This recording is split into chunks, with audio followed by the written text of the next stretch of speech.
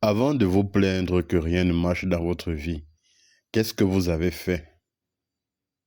Arrêtez de vous plaindre en disant, j'ai tout essayé, ça n'a pas donné. Pourquoi les autres font, ça marche et moi je fais, ça marche pas? Arrêtez. Vous avez tout essayé. Qu'est-ce que vous avez essayé? Avez-vous respecté toutes les règles de ce que vous avez fait? Avez-vous respecté les règles de la nature? Il y a des gens qui vont faire des choses avec moins d'efforts. Par contre, vous serez à côté. Vous allez faire la même chose avec beaucoup d'efforts et vous n'allez pas réussir. C'est pas parce que ceux-là sont très forts. Généralement, c'est parce qu'ils ont une puissance naturelle. Mais parfois aussi, c'est parce qu'ils ont fait certains travaux sur eux pour réussir. Il y a des gens qui gagnent à la loterie tous les jours. C'est pas parce qu'ils sont intelligents ou bien qu'ils ont la chance. Mais parce que il y a des rituels qu'on fait pour gagner au loto. Il y a des rituels qu'on fait pour fructifier ses affaires. Il y a des rituels qu'on fait pour rencontrer des bonnes personnes qui vont nous accompagner durant le reste de nos vies sur cette terre. Lorsque vous ne mettez pas tout en votre faveur, vous risquez toujours d'être en train de pleurer. Vous risquez toujours de tomber sur des mauvaises personnes qui vont vous exploiter et puis vous abandonner. Quand on vous donne les astuces, faites des astuces. Donc, quand ils vont dire, ah, je ne fais pas, c'est Jésus mon sauveur, c'est lui qui règle tous les problèmes, je remets tout entre les mains de Dieu. Vous avez des problèmes dans votre foyer, vous êtes sur le point de divorcer même, vous allez tomber, les ancêtres vont faire même à ce que vous tombez devant un initié qui va vous dire ce qu'il faut faire. Vous allez dire non, vous remettez tout entre les mains de Jésus. Si ça va se gâter, ça se gâte. Si Dieu voit qu'il va arranger, il va arranger. Et demain, quand ça se gâte, vous pleurez et c'est vous qui accusez les gens.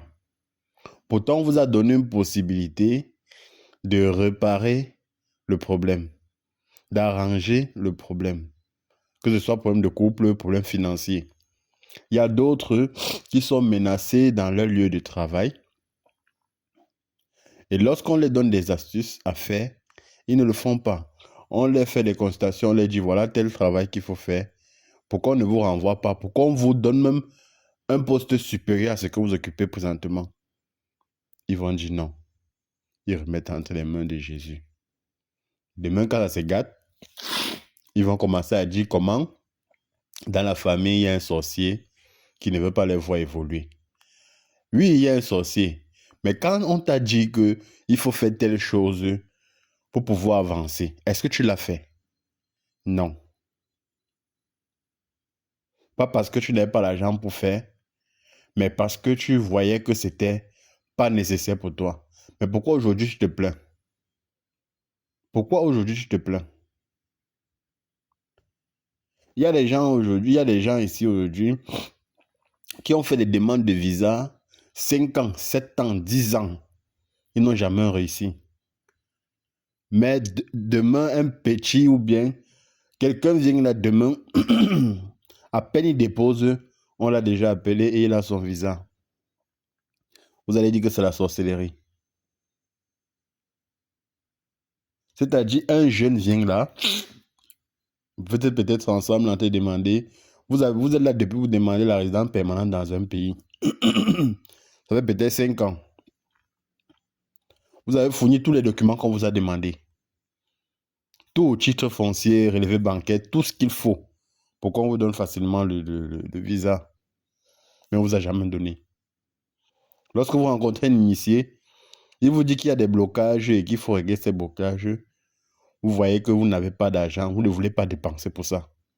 Mais chaque année, vous dépensez pour le même visa. Quelqu'un va sortir demain là, va déposer, à peine il a déposé, il n'a même pas fourni tous les documents qu'on a demandé, mais lui, on lui a donné. Vous avez dit qu'il est sorcier.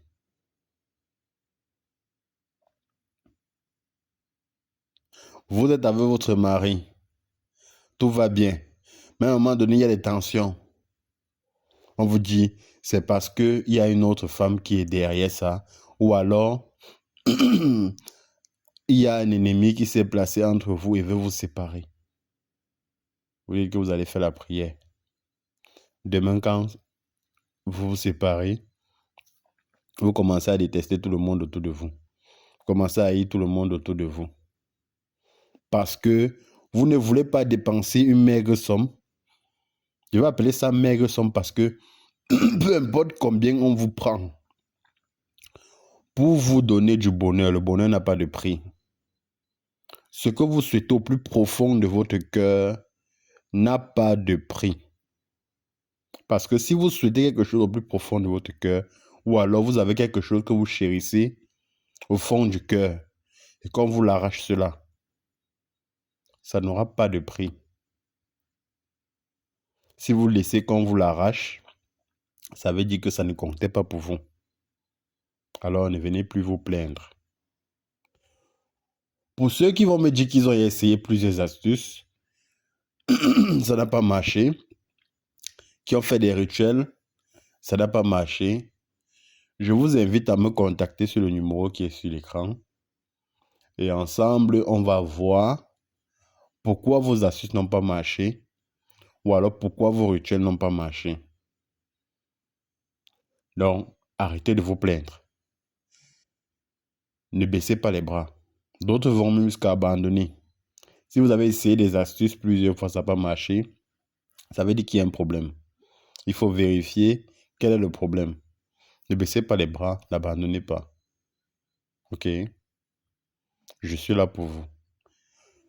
Contactez-moi sur le numéro qui s'affiche à l'écran. Posez-moi vos questions. Posez-moi vos problèmes.